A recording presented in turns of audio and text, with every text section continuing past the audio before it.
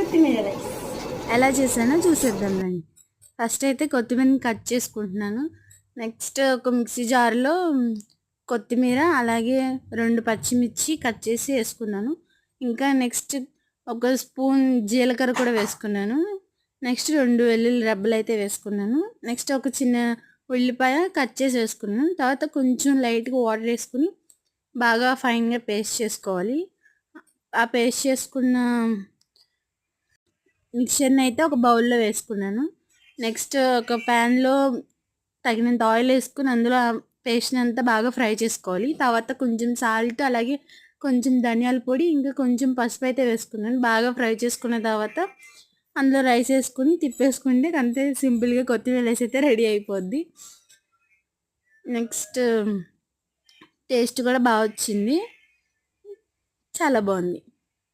Subscribe.